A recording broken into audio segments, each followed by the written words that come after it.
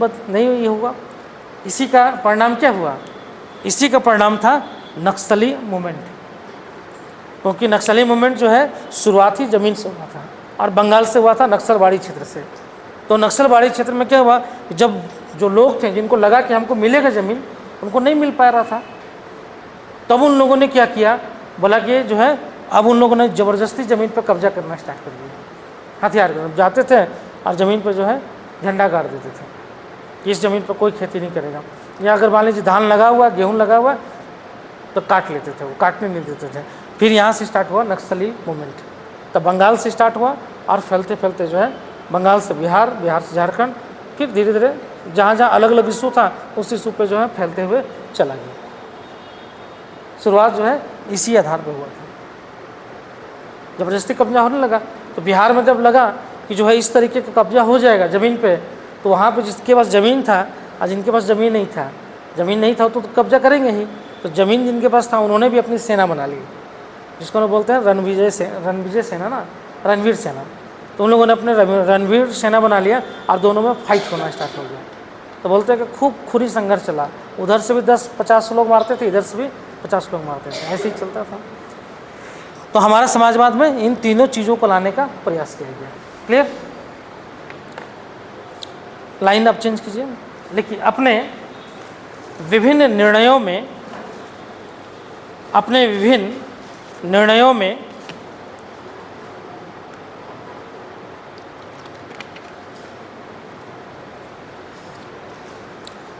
उच्चतम न्यायालय ने समाजवाद के निम्नलिखित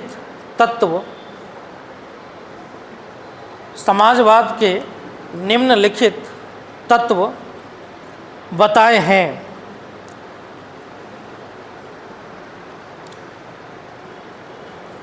पहला पॉइंट लिखिए, प्रतिष्ठा एवं अवसर की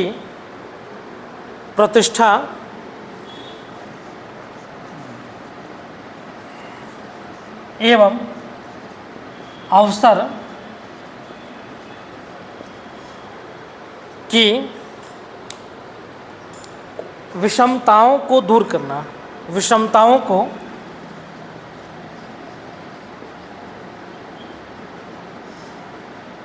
करना, दूसरा पॉइंट,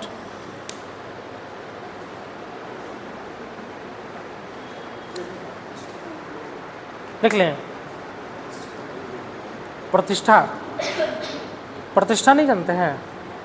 डिग्निटी बोलते हैं ना, डिग्निटी मतलब गरिमा के रूप में यूज कर सकते हैं। गरिमा, प्रतिष्ठा मतलब जो आपका प्रसिद्धि जो फैलता है, मतलब आपके प्रेस्टिजियस को जो है बना के रखना है ना, वो। ठीक है। नेक्स्ट, व्यक्ति को जन्म से लेकर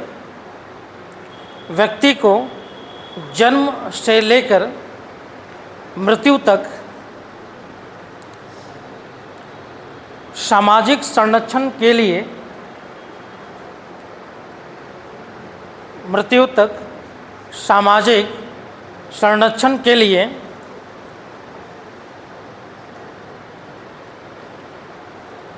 आश्वस्त करना,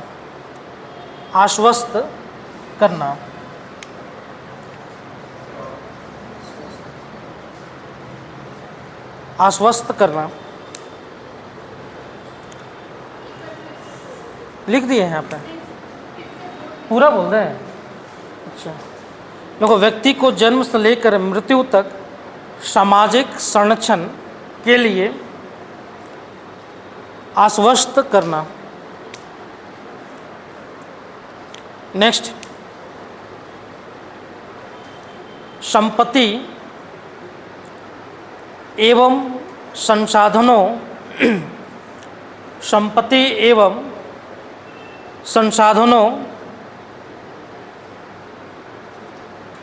के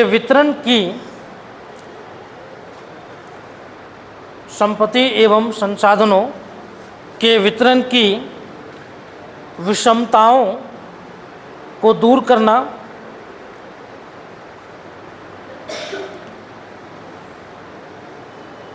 विषमताओं को दूर करना, परंतु ऐसा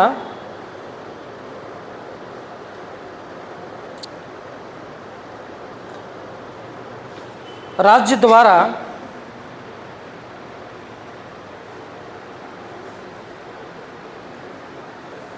किसी दबाव, राज्य के द्वारा किसी दबाव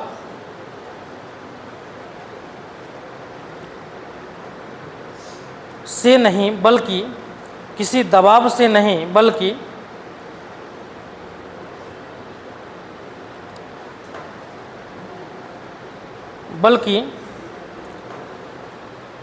यह है कि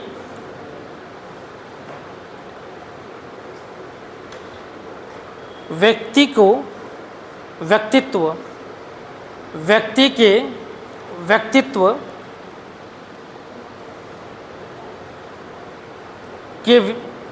व्यक्तित्व के विकास के पर्याप्त अवसर, व्यक्ति के व्यक्तित्व के विकास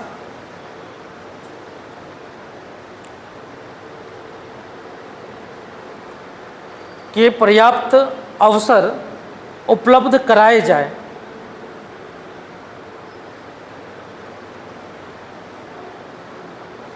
पर्याप्त अवसर उपलब्ध करवाए जाए ताकि सभी व्यक्तियों के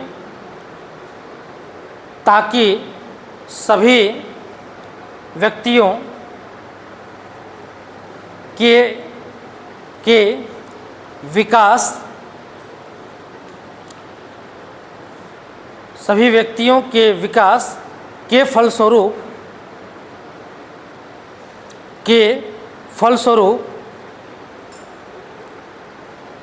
राज्य के व्यक्तित्व का स्वतः विकास हो जाए।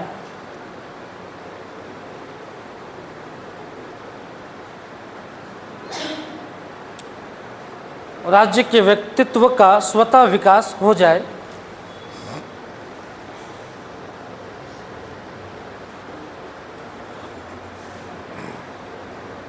उसे में लिखिएगा, मौलिक अधिकारों एवं नीति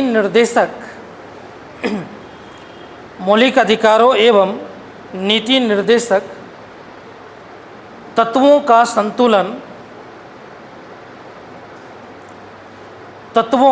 संतुलन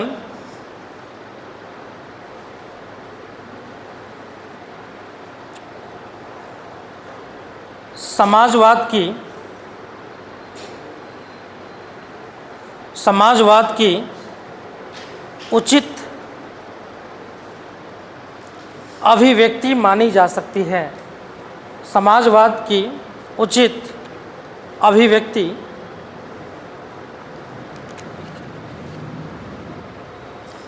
मानी जा सकती है। ठीक है, ये आप लोग का समाजवादी व्यवस्था कंप्लीट। क्लियर? तो समाजवाद का जो है कहाँ कहाँ उल्लेख मिलता है? दो जगह, मौलिक अधिकार और राज्य के नीति निर्देशक सिद्धांत। दो जगह समाजवाद को उल्लेख है। जैसे हम लोग बोले ना, आरक्षण, ये समाजवाद का है। अस्पृश्यता का अंत, ये समाजवाद का कॉन्सेप्ट है। मतलब अगर समाज में छुआछूत का अगर व्यवस्था है तो क्या है? सामाजिक विभेदीकरण है ना, सामाजिक अनइक्वलिटी है। सब कोई मानव है, सब कोई व्यक्ति है, तो किस आधार पर किसी व्यक्ति को जो है आप जो है शोषण कर रहे हैं, या उसको जो है छुआछूत के आधार पर जो है उसको आप मान रहे हैं। उसके आधार पर अगर मान लीजिए कि अगर जन्म जो है किसी जाति में अगर उसने जन्म लिया और उसके आधार पर आप उसके साथ भेदभाव कर रहे हैं, तो ये क्या है? उसके साथ इनजस्टिस है। और बहुत ज़्यादा इनजस्टिस होता था पहले। मंदिरों में प्रवेश नहीं करने दिया जाता था, कुओं में प्रवेश नहीं करने दिया जाता था, कुछ कुछ तो सड़कों पे भी प्रवेश नहीं करने दिया जाता था, सार्वजनिक स्थलों पर प्रवेश नहीं मिलता था, बहुत सारे जो है भेदभाव होते थे। इसको जो है स्पेशली संविधान के मौलिक अधिकार में, स्पेशली मौलिक अधिकार में आर्टिकल 17 में दिया गया है कि जो है अस्पृश्यता का अंत किया गया है, मतलब छुआछूत बंद। और यही नहीं है, सिर्फ अगर रख देते हैं हम लोग छुआछूत बंद हो गया तो नहीं बंद होता, इसके लिए जो है विधि बना दिया गया है, कानून बनाया गया है कि कोई अगर भेदभाव करता है तो उसको दंड भी मिलेगा। समझ में? कोई अगर उस आधार पर अगर उसको उस दृष्टि से देखता है तो उसको दंड भी मिलेगा। समझ में? इसीलिए आपका जो है SC और ST एक्ट भी है। क्यों? क्योंकि आप किसी को जाति के आधार पर भेदभाव नहीं कर सकते हैं, तो दंडात्मक भी बना दिया है कानून, सपोर्ट किया गया है, और इसको संविधान में मौलिक अधिकार भी बना दिया गया कि कोई भी, ना राज्य ना व्यक्ति, कोई भी भेदभाव नहीं करेगा। समझ में? तो ये क्या है? समाजवादी व्यवस्था ही है। क्यों? समाज में हर कोई क्या है? इक्वल है। समाज में हर कोई इक्वल है। क्लियर? तो इक्वलिटी ही तो बेस है ना समाजवाद का। समाजवाद का जो कोर जो बेस है वह क्या है? इक्वलिटी, सबको समानता, समान लाना। क्लियर? यही समानता है। तो फंडामेंटल राइट में भी है समाजवाद का कॉन्सेप्ट। आर्टिकल 15 देख सकते हैं, आर्टिकल 14 देख सकते हैं, आर्टिकल 16 भी देख सकते हैं, आर्टिकल 17 भी देख सकते हैं, आर्टिकल 18 भी देख सकते हैं। उपाधियों का अंत। समाज में कोई अपने आप को विशिष्ट दिखाने के लिए उपाधि ले लेते थे, महाराजा धीराज, परम भटनागर, है ना, ठाकुर जो है शेर सिंह, इस टाइप का जो है उपाधि लिया जाता था। क्यों? विशिष्टता दिखाने के लिए। तो उसका भी अंत कर दिया गया है। आप उपाधि नहीं ले सकते हैं, सिर्फ उपाधि क्या ले सकते हैं? आपका ग्रेजुएशन का उपाधि है तो वो ले सकते हैं, ठीक है, या फिर आप PhD वगैरह कर रहे हैं, मतलब विश्वविद्यालय कॉलेज का अगर उपाधि है तो वो आप ले सकते हैं, ठीक है। और उसके अलावा जो है अगर मान लीजिए कि आपको कुछ उपाधि मिलता है सरकार के द्वारा, सेना के द्वारा, तो वो आप ले सकते हैं। उसके अलावा जो है आपको उपाधि नहीं लगाना है, और वो लगाना भी नहीं है। आप कोई देखते हैं भारत रत्न जिसको मिलता है वो लिखते हैं भारत रत्न सचिन तेंदुलकर, नहीं लगाता है, नाम का आगे नहीं यूज कर सकते हैं। आपका उपाधि वो आपका है, ठीक है, मिला है तो वो नज़र आता है, ठीक है। तो ये सब। और दूसरा राज्य का नीति अनुसार सिद्धांत।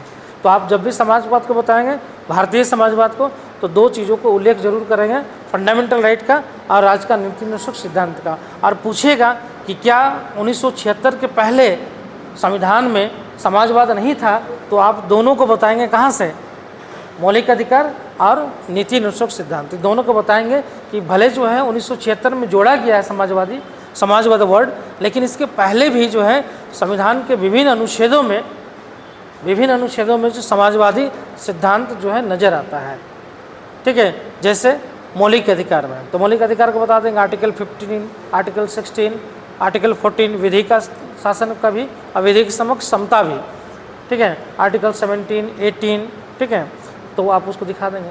राज्य के नीति अनुसार सिद्धांत में वहाँ पे दिखा देंगे, तो आपका तर्क के साथ क्लियर हो जाएगा, नंबर मिलेगा, ठीक।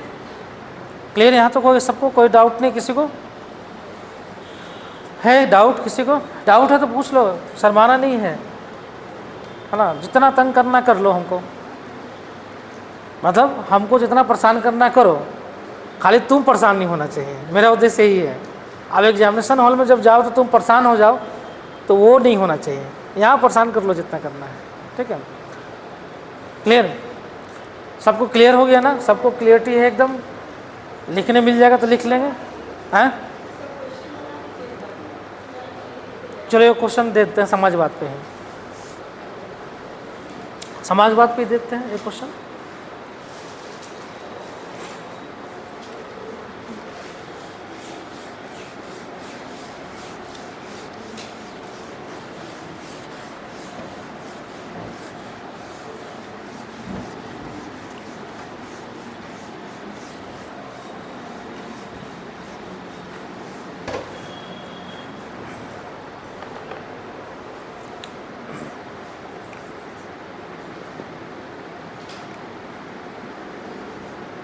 क्वेश्चन लिखिए, प्रस्तावना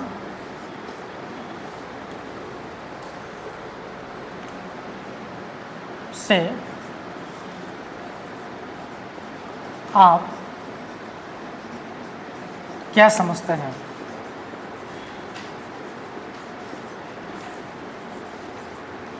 ठीक है, प्रस्तावना से आप क्या समझते हैं? प्रस्तावना में निहित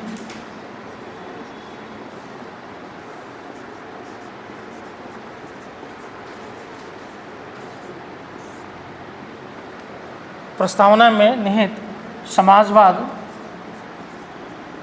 शब्द का क्या अभिप्राय है?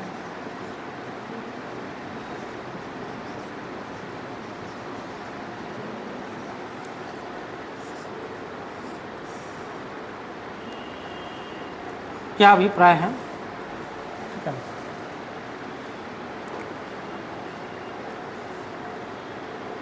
1976 के पूर्व क्या भारतीय संविधान में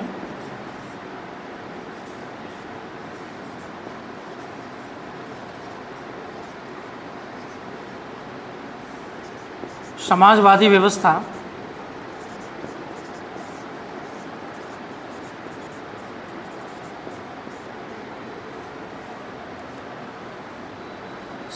व्यवस्था नहीं था?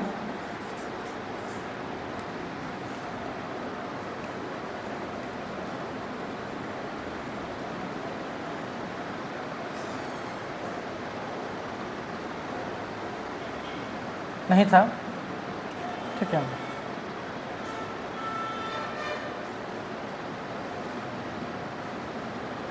ऐसा कर लो, यहाँ से जोड़ लो। क्या आप सहमत हैं कि 1976 के पूर्व भारतीय संविधान में समाजवादी व्यवस्था नहीं था? अब ठीक है। अब यहाँ पे हो गया कि आपसे पूछ दिए कि आपको क्या लगता है कि नहीं था तो तर्क देंगे, नहीं था तो तर्क देंगे। समझ में? अब इसका देखो सिंपल सा है, आंसर लिखने का तरीका क्या होता है मालूम है ना आप लोग को? कभी भी आंसर, जब आप आंसर लिखेंगे तो देखो 2-3 चीज़ होता है। पहले हम लोग पकड़ते हैं कीवर्ड, आंसर का जो है कीवर्ड। तो कीवर्ड क्या है इसका? कीवर्ड क्या है?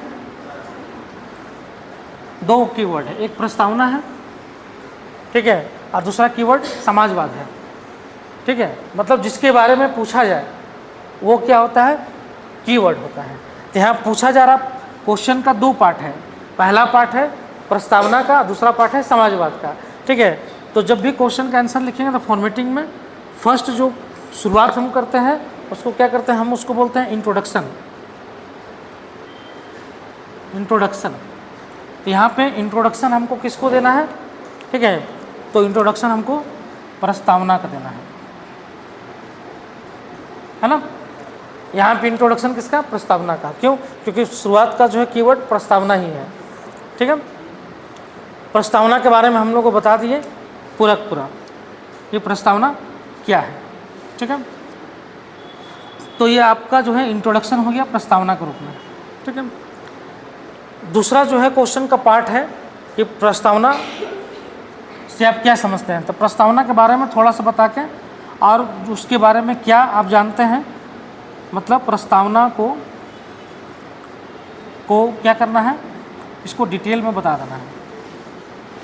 प्रस्तावना को डिटेल में हम बता देंगे कि हम क्या समझते हैं प्रस्तावना के बारे में, ठीक है। अब क्वेश्चन का दूसरा पार्ट है समाजवाद शब्द का क्या अभिप्राय है, ठीक है। तो तीसरा पार्ट ये होता है हम लोग का बॉडी पार्ट, है ना। ये हो गया आपका बॉडी पार्ट। तो बॉडी पार्ट में क्या है कि जब हम लोग देखें क्वेश्चन का फर्स्ट पार्ट क्या है, प्रस्तावना में निहित समाजवाद शब्द का अभिप्राय।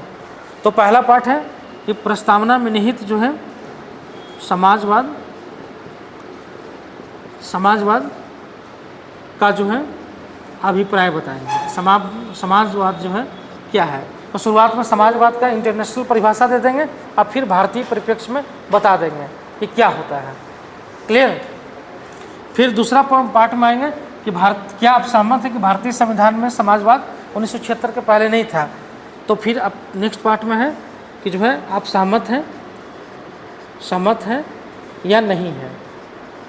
ठीक है, अगर सहमत है तो अपना तर्क देना होगा, अगर नहीं है तो भी तर्क देना होगा। तो यहाँ पे समाजवाद 76 के पहले था कि नहीं संविधान में, तो यहाँ बताएंगे कि था। ठीक है, क्योंकि समाजवाद इसके पहले भी जो है संविधान के विभिन्न अनुच्छेदों में नजर आता है, जैसे फंडामेंटल राइट और जैसे राज्य का नीति अनुसार सिद्धांत। अब उसको डिटेल में बता देंगे, फंडामेंटल राइट में ही बता देंगे और राज्य के नीति अनुसार सिद्धांत में बता देंगे। ठीक है, और फिर जो है ये आप लिखेंगे कि जो है 1976 में जो है 42वां संविधान संशोधन 1976 के द्वारा समाजवादी शब्द जो है जोड़ा गया प्रस्तावना में, लेकिन पहले संविधान में पहले भी जो है समाजवादी सिद्धांतों का कई अनुच्छेदों में प्रभाव देखने को मिलता है। क्लियर। और लास्ट में निष्कर्ष।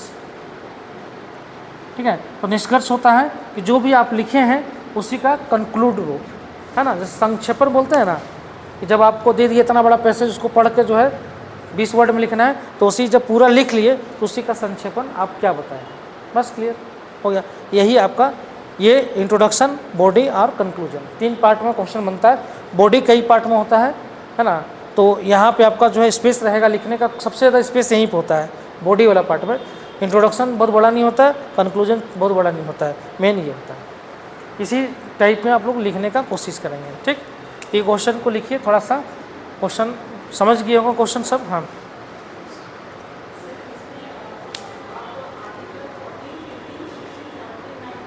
एट्टीन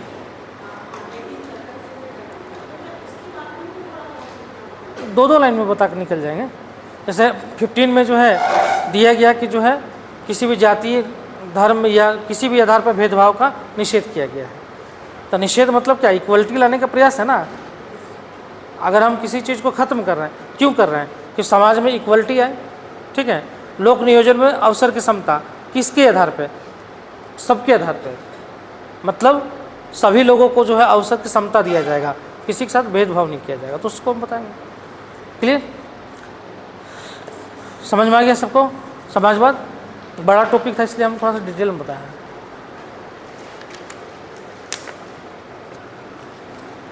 ब्रेक लगो क्या 10 मिनट का, 10 मिनट ले लो ब्रेक। और उसके बाद जो हम लोग अब पंथ निरपेक्षता में आएंगे, ये भी थोड़ा बड़ा टॉपिक है। तो पंथ निरपेक्षता को डिटेल में बताएंगे कि भारत का और विश्व का जो सेकुलरिज्म है दोनों अलग अलग हैं। ठीक,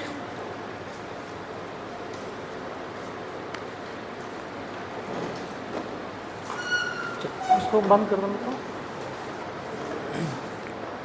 2 बज रहा है, 2:10 तक आ